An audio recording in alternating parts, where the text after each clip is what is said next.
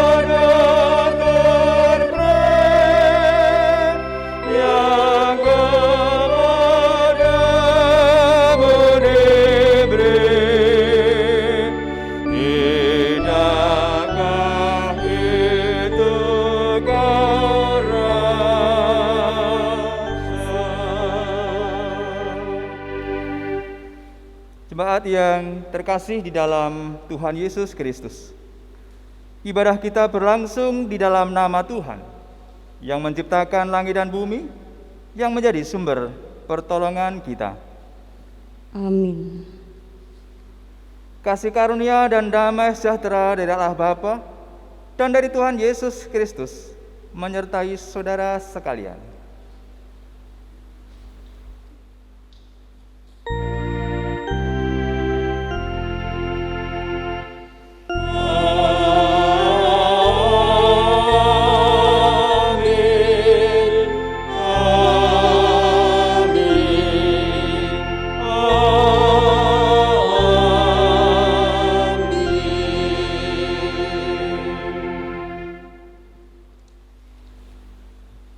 Saudara-saudara yang terkasih di dalam Tuhan Yesus, ibadah atau yang sering juga kita sebut kebaktian sebenarnya bukan hanya sekedar serangkaian pujian, doa, dan firman saja, melainkan sebuah perjumpaan dengan Tuhan yang berbuahkan kesadaran dan semangat untuk membangun persekutuan di dalam kasih.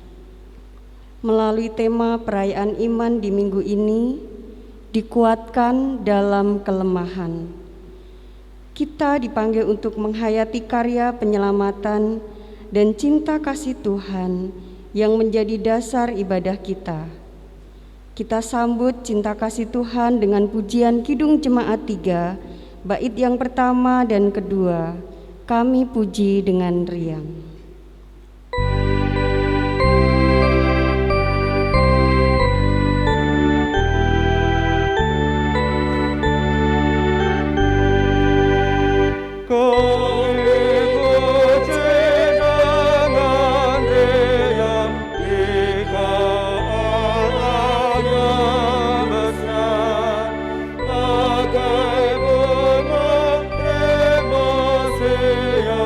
Ate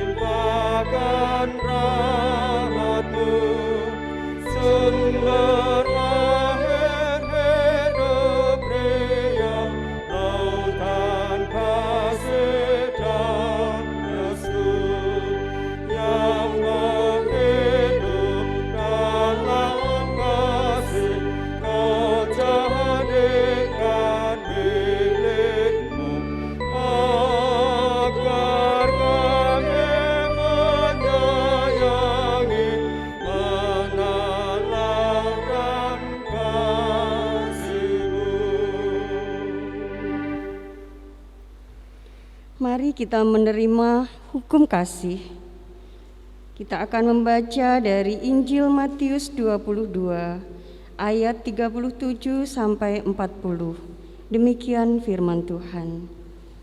Jawab Yesus kepadanya, "Kasihilah Tuhan Allahmu dengan segenap hatimu dan dengan segenap jiwamu dan dengan segenap akal budimu. Itulah hukum yang terutama dan yang pertama. Dan hukum yang kedua yang sama dengan itu ialah, kasihilah sesamamu manusia seperti dirimu sendiri. Pada kedua hukum inilah tergantung seluruh hukum Taurat dan kitab para nabi." Marilah dengan kerendahan hati kita membawa segala dosa-dosa kita di hadapan Tuhan, seraya memohon pengampunan atas segala dosa serta pelanggaran kita. Saya mengajak untuk setiap jemaat mengambil saat hening sejenak untuk menaikkan doa pengakuan secara pribadi.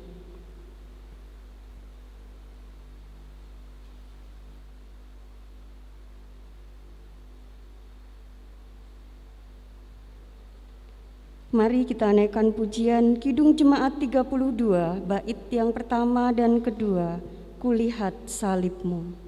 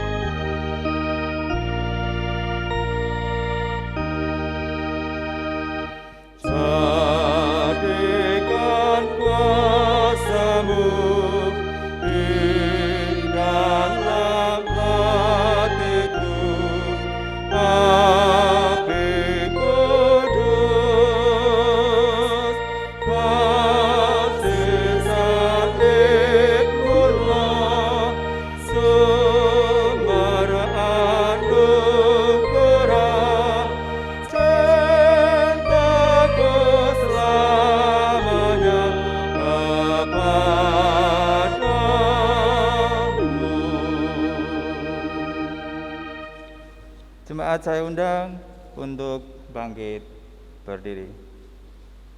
Kita akan menerima pewartaan anugerah pengampunan dari Tuhan sebagaimana tersurat di dalam surat 2 Tesalonika pasal 2 ayat 16 sampai 17. Dan Ia, Tuhan kita Yesus Kristus dan Allah Bapa kita, yang dalam kasih karunia-Nya telah mengasihi kita dan yang telah menganugerahkan penghiburan abadi dan pengharapan baik kepada kita, kiranya menghibur dan menguatkan hatimu dalam pekerjaan dan perkataan yang baik. Demikianlah berita anugerah dari Tuhan.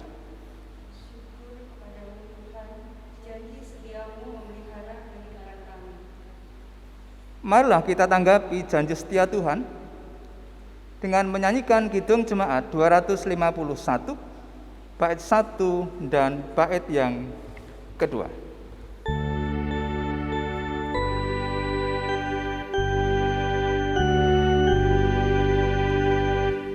Maju berjuanglah terus, Kristuslah kekuatanmu, hingga tercapai akhirnya mahkota hidup yang bakal.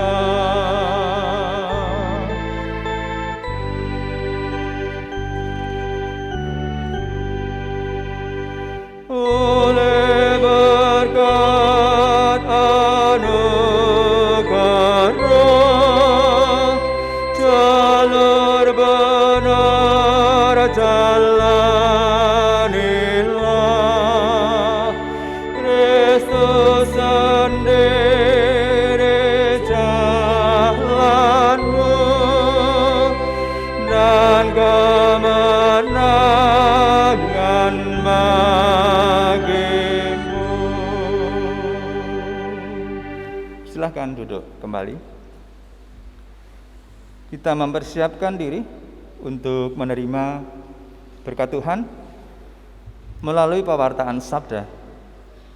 Sebelum kita menerima firman Tuhan, mari kita datang di hadapannya, mohon pertolongan Roh Kudus supaya sungguh-sungguh firman Tuhan yang akan kita terima pada saat ini dapat kita rasakan, dan Roh Kudus memampukan untuk kita memberlakukan di dalam kehidupan kita. Mari kita berdoa. Bapa yang Maha Kasih, kami datang bertelut di hadapan tahta-Mu yang kudus. Kami menyiapkan hati kami untuk menerima firman-Mu. Kiranya Roh Kudus menguasai hati dan pikiran kami.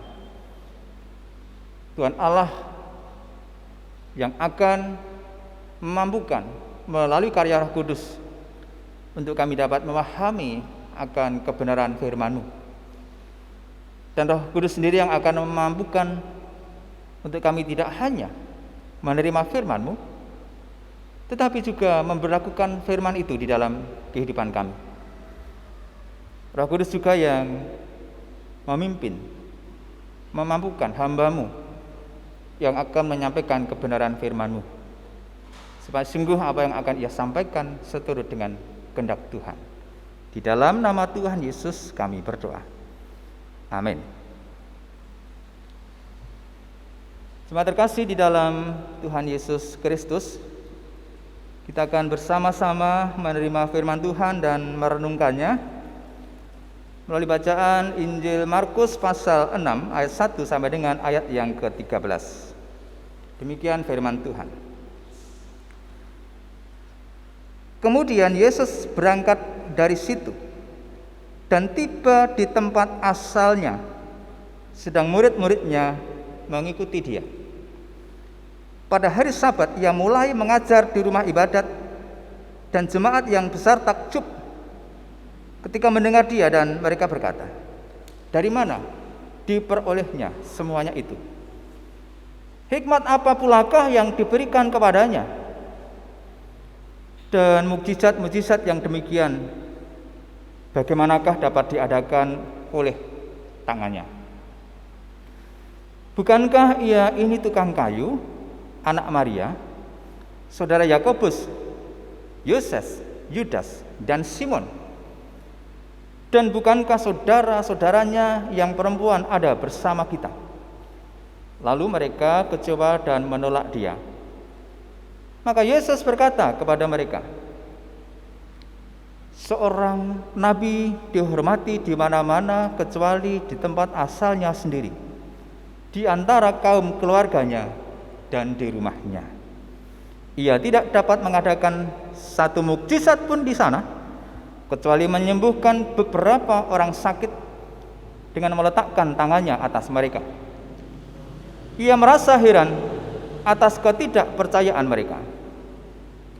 Lalu Yesus berjalan keliling dari desa ke desa sambil mengajar. Ia memanggil ke-12 murid itu dan mengutus mereka berdua-dua. Ia memberi mereka kuasa atas roh-roh jahat dan berpesan kepada mereka supaya jangan membawa apa-apa dalam perjalanan mereka, kecuali tongkat, roti pun jangan, bekal pun jangan, uang dalam ikat pinggang pun jangan. Boleh memakai alas kaki, tetapi jangan memakai dua baju. Katanya selanjutnya kepada mereka, "Kalau di suatu tempat kamu sudah diterima dalam suatu rumah, tinggallah di situ sampai kamu berangkat dari tempat itu. Dan kalau ada suatu tempat yang tidak mau menerima kamu, dan kalau mereka tidak mau mendengarkan kamu, keluarlah dari situ dan kebaskanlah debu yang di kakimu sebagai peringatan bagi mereka." Lalu pergilah mereka memberitakan bahwa orang harus bertobat, dan mereka mengusir banyak setan dan mengoles banyak orang sakit dengan minyak dan menyembuhkan mereka. Demikianlah Injil Tuhan Yesus Kristus. menurut Markus 6 ayat 1 sampai 13. Yang berbahagia adalah yang mendengarkan sabda Tuhan. Haleluya.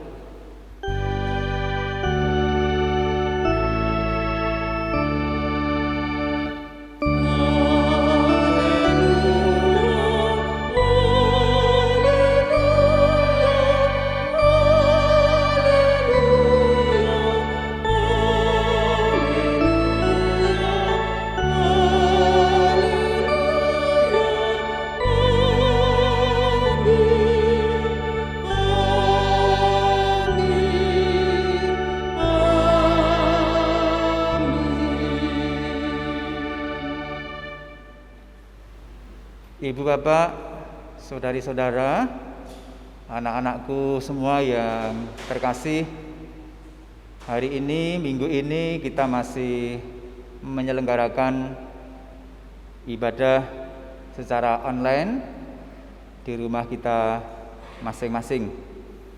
Sebagaimana himbauan dari pemerintah bahwa 2 minggu ini kita harus di rumah saja dalam rangka mempercepat pemutusan rantai penyebaran virus COVID-19. Mari kita mengadakan ibadah keluarga, semua bisa berkumpul, orang tua dan anak-anak dan setiap yang ada di rumah.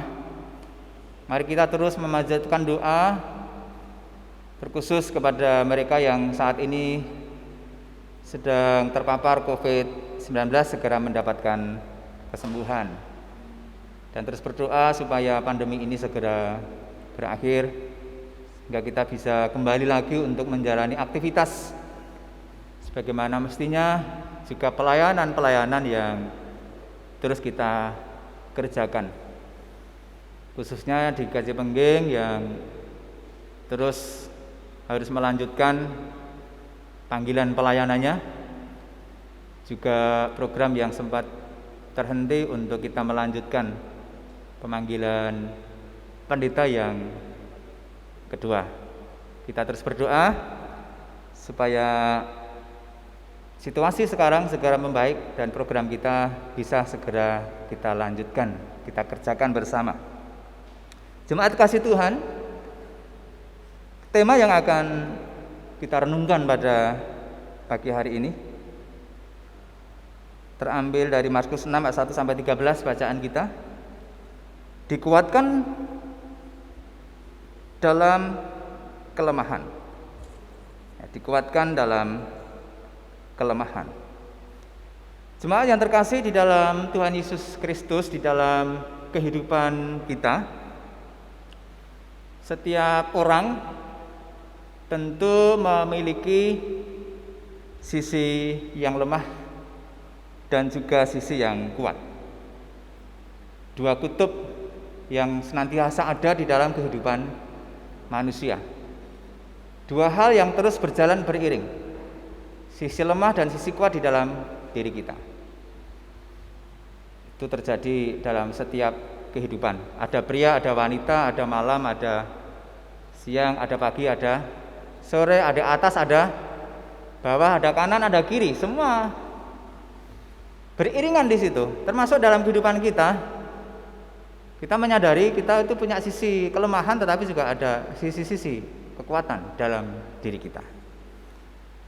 Nah, jika seseorang menonjolkan sisi kelemahannya, biasanya orang lalu menjadi orang yang inferior, orang yang lemah, orang yang merasa tidak bisa apa-apa. Itu kalau yang ditonjolkan sisi kelemahannya. Tetapi ada juga yang dia punya sisi kelemahan tetapi ia menutupi sisi kelemahannya itu. Kalau tidak hati-hati, kalau seseorang ingin menutupi sisi kelemahannya, bisa terjatuh pada kesombongan. Dia merasa bisa ini, bisa itu, tetapi sebenarnya dia tidak mempunyai kemampuan seperti itu. Ya, mungkin dia tidak punya kemampuan untuk menyanyi dengan baik, tetapi pengen tampil, fales ya ora apa-apa, pede saja. Itu menjadi sikap yang justru melemahkan dirinya sendiri. Tetapi ada juga orang yang, ini tipe yang ketiga, yang ditonjolkan adalah sisi kekuatannya, kemampuannya. Dia ingin lebih dari orang lain, lalu mencari sisi kelemahan orang lain. Ada enggak seperti itu? Dia merasa pintar, merasa bisa, kalau enggak ada aku enggak bisa jalan. Woi. Lalu melihat orang lain itu tidak bisa apa-apa. Itu juga bisa terjadi. Hal yang sama, sisi kelemahan maupun sisi kekuatan itu juga bisa dialami di dalam kehidupan gereja, baik selaku organisasi atau organisasi dalam sisi yang lain ada orang-orang di situ, atau gereja secara persekutuan juga bisa. Jadi dua sisi kelemahan dan kekuatan itu juga terjadi di dalam kehidupan kebersamaan gerejawi kita. Saudari-saudara yang terkasih, keterbatasan akan kemampuan diri sendiri, kesadaran bahwa memang ada sebuah keterbatasan, kelemahan dalam kehidupan kita. Kalau tadi ada yang minder, ada yang merasa tidak bisa, lalu dia tidak mau tampil karena kekurangannya. Kalau semua itu disadari, sesungguhnya bukan menjadi penghalang bagi seseorang, apalagi kita selaku orang percaya, untuk merespon, untuk menanggapi akan tugas panggilan, tugas perutusan yang diberikan oleh Tuhan kepada kita. Hal ini dapat kita jumpai melalui kisah Tuhan Yesus yang mengutus para murid-Nya untuk mewartakan berita pertobatan tadi. Sebelumnya kita bisa melihat bagaimana di dalam diri para murid sebelum diutus juga mereka punya sisi-sisi kelemahan juga. Mereka orang-orang biasa juga. Mereka bukan, hampir 90% bukan orang-orang yang terpelajar. Walaupun ada istilahnya seorang dokter Lukas misalnya, tapi kebanyakan memang para murid Tuhan Yesus, ke-12 murid, juga orang-orang yang sesungguhnya banyak kelemahannya juga. Nah, sebelum Tuhan Yesus mengutus ke-12 muridnya tadi, bahkan Tuhan Yesus sendiri mengalami penolakan di tempat asalnya sendiri, yaitu di Nazaret. Karena rupa-rupanya ketika Tuhan Yesus datang ke Nazaret, kembali ke Nazaret, lalu mengajar, ada orang-orang yang lalu melihat latar belakang Tuhan Yesus. Loh, barangkali juga teman sepermainan gitu ya, waktu masih kecil barangkali. Ketika Tuhan Yesus pergi dan pulang kembali dengan kewibawaannya, dengan intelektualnya yang melebihi rata-rata dari teman sepermainan mereka, mereka melihat, apa iya ini teman kita dulu? Bukankah dia adalah anak tukang kayu? Dari mana Tuhan Yesus bisa melakukan semua itu? Orang-orang Nazaret terusik untuk melihat latar belakang keluarga Tuhan Yesus ini, melihat kelemahan-kelemahan menurut kacamata atau cara pandang orang banyak waktu itu.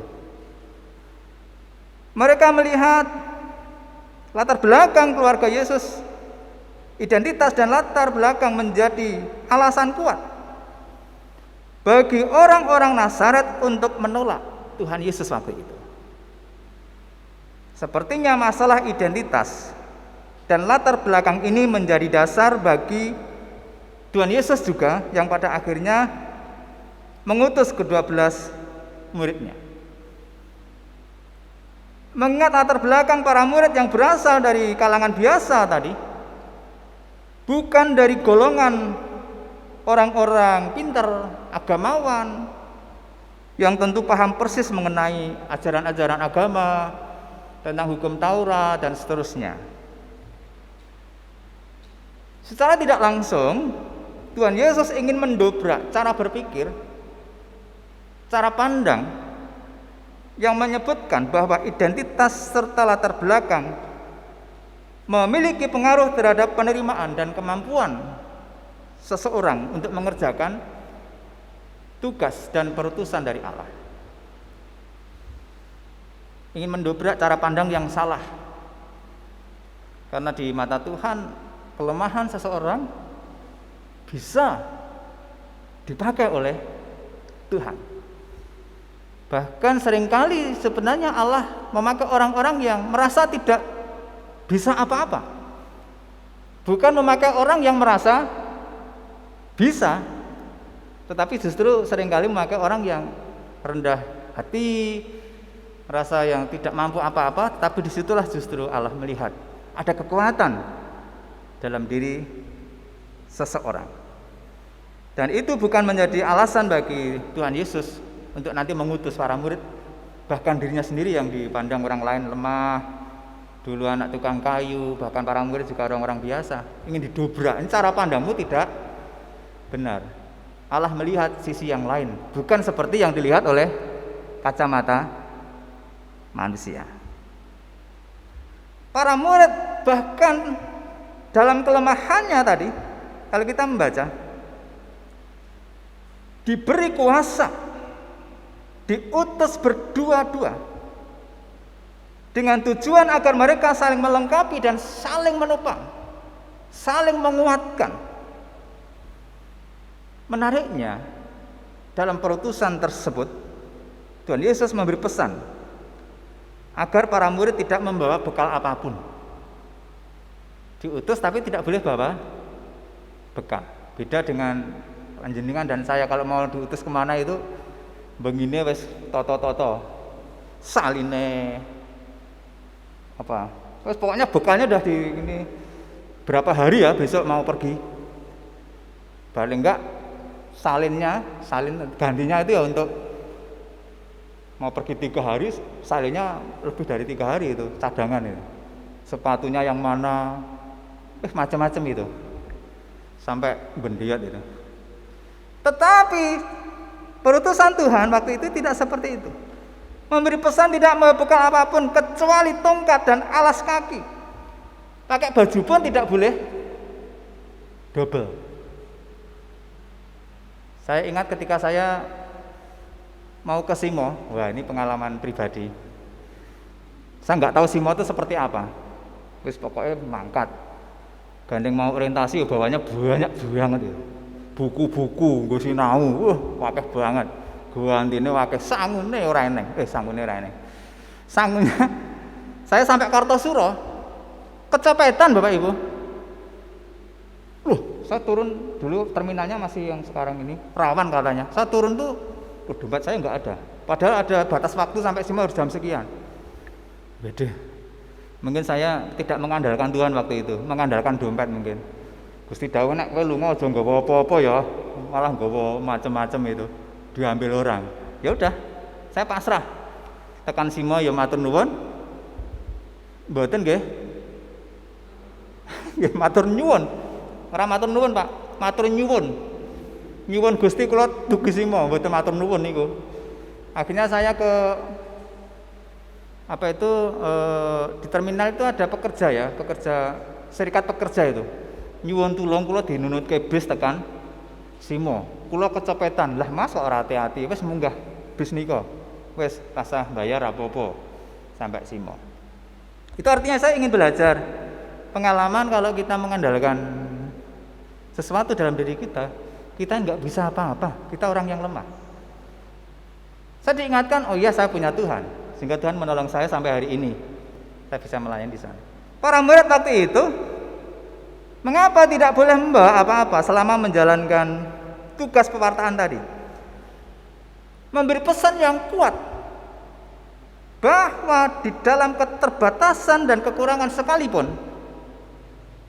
bukan menjadi penghambat untuk mengerjakan misi Allah, untuk mengerjakan tugas pewartaan. Enggak punya apa-apa, tetapi kalau kita mengandalkan Tuhan, sesuatu bisa terjadi, dan itu luar biasa. Agaknya perintah Tuhan Yesus ini menjadi kritik bagi sebagian umat Kristen, bagi gereja juga, yang selalu berorientasi pada kemampuan diri atau kemampuan finansial dalam merespon panggilan perutusan Tuhan. Persoalannya bukan terletak pada apa yang ada dan kita miliki, melainkan keterbukaan hati di dalam menyambut panggilan Tuhan, serta kesetiaan sebenarnya di dalam melakukan tugas yang diberikan oleh Tuhan, tugas perutusan yang diberikan oleh Tuhan kepada kita, juga kepada gereja. Kesetiaan bukan masalah finansial. Iya, itu perlu. Tapi kalau kita tidak mengandalkan Tuhan, itu akan menjadi sia-sia. Yang penting adalah keterbukaan hati. Kita dipanggil Tuhan, kita setia untuk menyambut dan menjalani panggilan itu. Jika Tuhan sendiri yang memanggil, Tuhan sendiri yang mengutus, maka Tuhan juga yang akan menjagai, melindungi, memelihara kehidupan umat Tuhan, memelihara kehidupan gerejanya. Tuhan yang mengutus, Tuhan sudah menyediakan semuanya. Mboten sah kuatos. Tapi yang namanya khawatir itu kelemahan kita juga. Mosok lu orang gak apa-apa. Nah, itulah yang pada akhirnya menjadikan kita lemah, menjadikan kita lalu tidak sungguh-sungguh fokus kepada panggilan yang Tuhan berikan. Jemaat terkasih, melalui sabda Tuhan hari ini kita diingatkan bahwa dengan menyadari setiap kelemahan, kekurangan, ketidakmampuan di dalam kehidupan kita, justru akan menolong kita agar tidak terjatuh di dalam keangkuhan diri, kesombongan diri.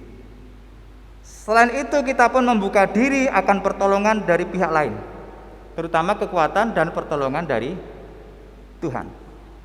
Karena dengan penyerahan diri kepada Tuhan akan memberikan daya, memberikan semangat, memberikan motivasi, memberikan kekuatan, semangat baru untuk menghadapi setiap penderitaan sekalipun, tantangan seberat apapun. Oleh karena itu, mari teruslah kita menghayati setiap kasih karunia Tuhan sepanjang hidup kita. Setiap kita diberikan kemampuan, di balik kelemahan, kalau kita menyadari dan kita berserah kepada Tuhan, maka Allah akan membuat kelemahan kita menjadi sebuah kekuatan. Maka gereja juga seperti itu, kita yang melayani semuanya, setiap unsur dalam pelayanan kita, mari kita tidak terjatuh menyombongkan kekuatan kita masing-masing. Ini loh saya, tetapi semua untuk Tuhan. Biarlah Tuhan memakai saya di dalam setiap kekurangan saya. Tuhan akan memberkati kita. Selamat melayani. Tuhan terus menguatkan kita untuk kita menjalani panggilan pewartaan Allah. Tuhan berkati. Amin. Saat teduh untuk kita.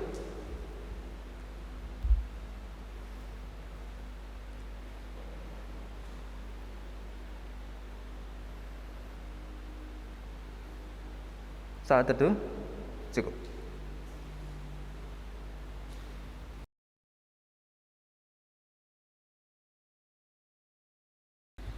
Saudara yang dikasihi Tuhan, marilah bersama-sama dengan seluruh gereja Tuhan Yesus di muka bumi, kita meneguhkan iman kita dengan mengucapkan pengakuan iman kita seperti dalam pengakuan iman rasuli.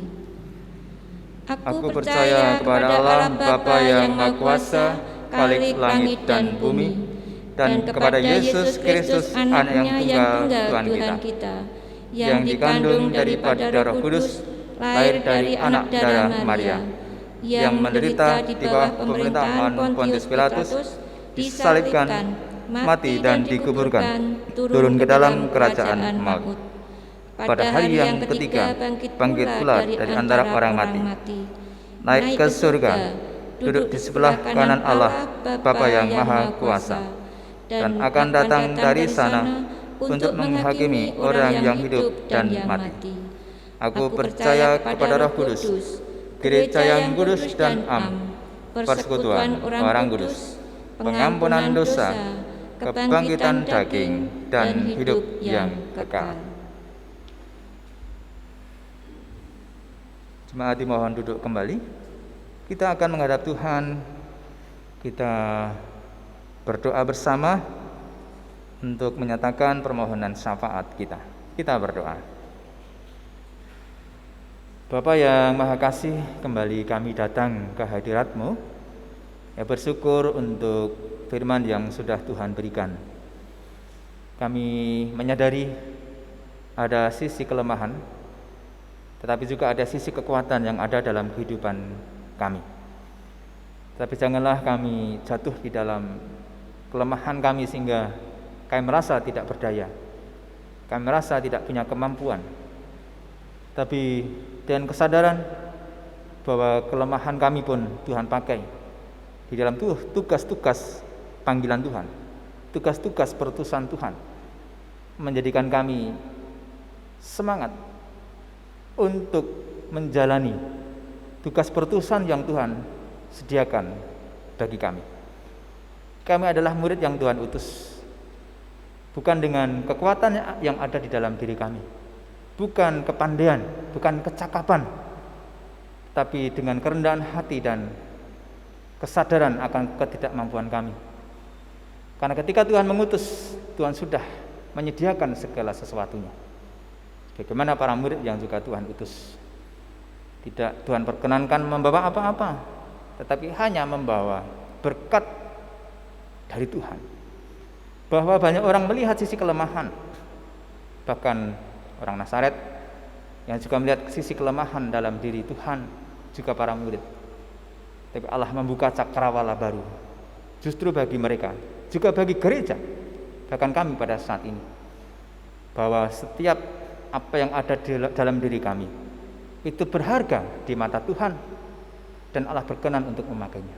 Oleh karena itu, pakailah gerejamu di KJ Pengging ini untuk menjadi sarana, menjadi alat di dalam perutusan panggilan Tuhan, mewartakan kabar sukacita. Kami sadar gerejamu bukan gereja yang juga kuat, tapi gereja yang justru banyak kelemahannya, banyak kekurangannya. Tapi kami yakin kelemahan dan kekurangan itu juga Tuhan pakai untuk kami terus menjalani panggilan Tuhan, mewartakan kabar sukacita kepada banyak orang, juga pemeliharaan iman bagi setiap jemaat, sehingga ada sukacita, ada damai untuk kami terus menjalani tugas panggilan itu. Baik kami selaku majelis jemaat, pengurus komisi, bahkan komisi yang baru diteguhkan, tim yang baru diteguhkan, kami terus bersemangat. Inilah kami Tuhan, pakailah kami untuk kami terus menjalani panggilan Tuhan, melayani Tuhan di dalam kehidupan jemaat-Mu, juga pelayanan kepada orang-orang yang ada di sekitar kami, sehingga nama Tuhan terus semakin dipermuliakan. Allah yang mengutus, Allah yang mampukan gereja-Mu ini dengan sesuatu yang luar biasa, finansial yang mungkin kurang, tetapi Allah pasti akan mencukupkan. Keterbatasan akan kemampuan, Allah sendiri yang juga akan memampukan, sehingga ada sukacita itu terus kami rasakan untuk terus kami menjalani panggilan Tuhan itu. Terkhusus kami terus mohon berkat-Mu untuk program pemanggilan pendeta yang kedua. Situasi yang belum memungkinkan terus akan kami kerjakan untuk kami terus menyesuaikan supaya panggilan untuk program ini terus dapat kami lakukan. Bapa di surga, kami ingin berdoa. Di antara jemaat Tuhan barangkali yang saat ini sedang menjalani isolasi mandiri oleh karena paparan COVID-19 ini, atau sedang merasakan kondisi tubuh yang kurang sehat sehingga harus mengambil keputusan untuk tidak beraktivitas dulu, untuk isolasi secara mandiri.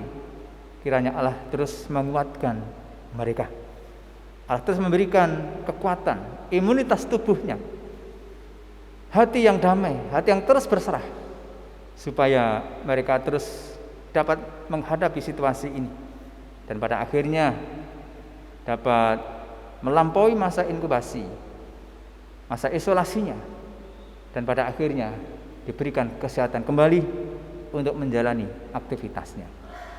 Pada surga, hari-hari ini pemerintah kami berupaya untuk mengurangi bahkan memutus penyebaran COVID-19 ini. Bahkan juga di Boyolali, di mana kami juga merasakan zona merah peringkat 4 pada saat ini.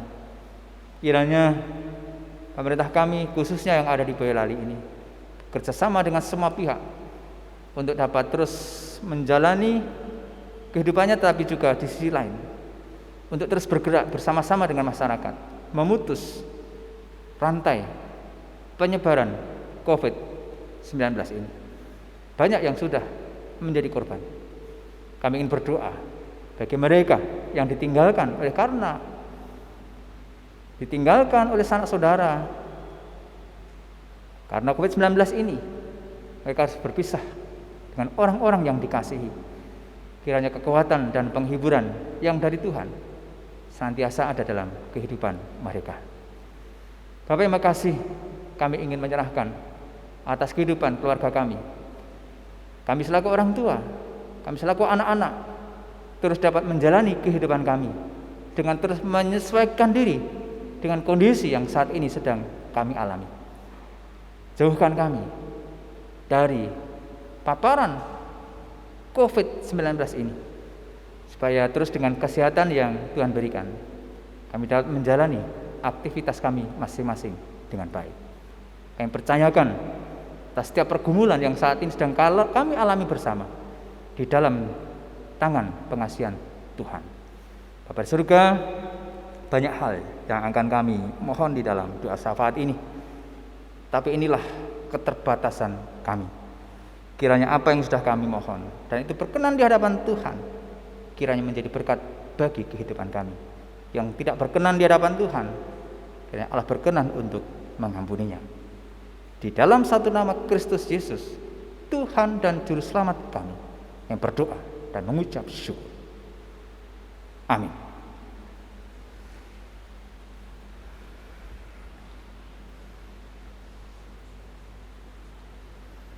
Saudara-saudara yang dikasihi Tuhan, marilah kita ungkapkan syukur kita dengan menghaturkan persembahan yang kita dasari dengan firman Tuhan dari Roma 12 ayat yang pertama.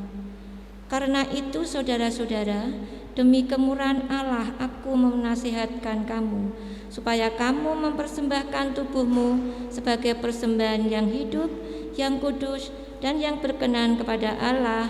Itu adalah ibadahmu yang sejati. Marilah persembahan ini kita aturkan, kita iringi dengan kidung jemaat 450 bait yang pertama, hidup kita yang benar.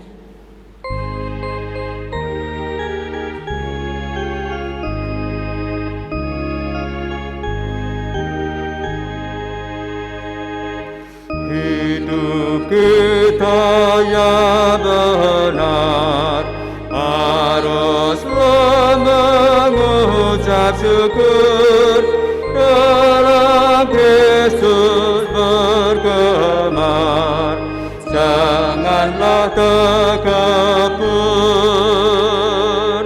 dalam susah pun senang, dalam segala hal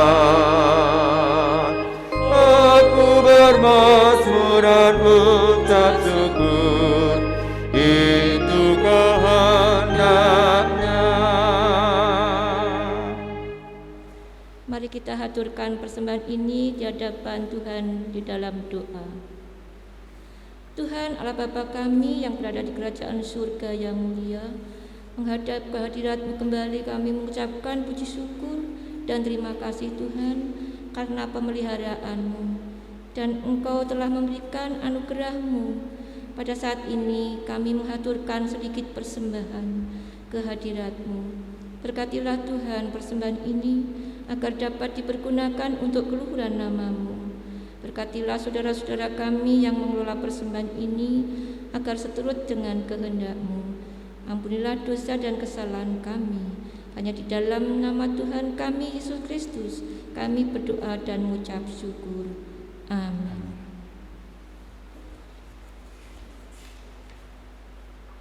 Kita akhiri ibadah kita. Pujian pengutusan terambil dari Kidung Jemaat 332, bait pertama dan bait yang kedua.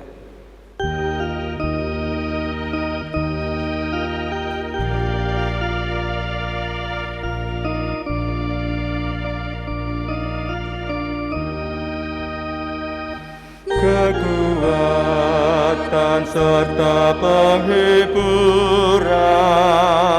diberikan Tuhan padaku. Tiap hari aku dibimbingnya, tiap jam dihibur hatiku, dan sesuai dengan hikmat Tuhan ku diberikan apa yang perlu, suka dan derita bergantian memperkuat imanku.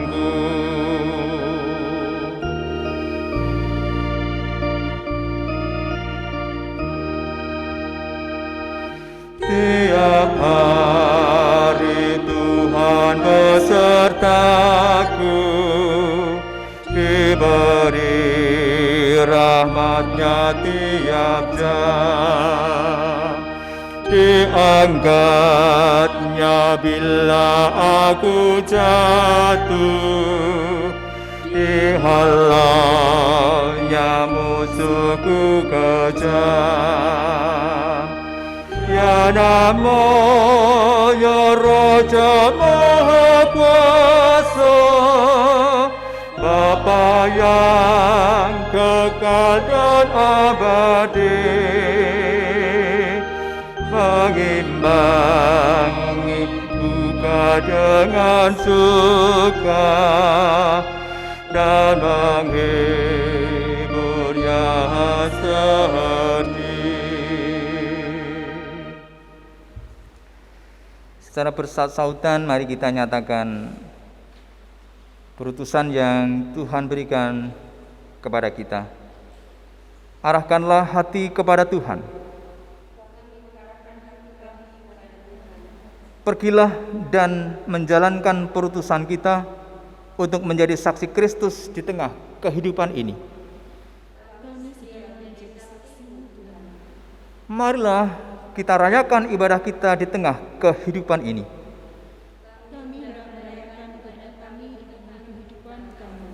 Terimalah berkat dari Tuhan. Kasih karunia Tuhan Yesus Kristus dan kasih Allah dan persekutuan Roh Kudus menyertai saudara sekalian. Amin.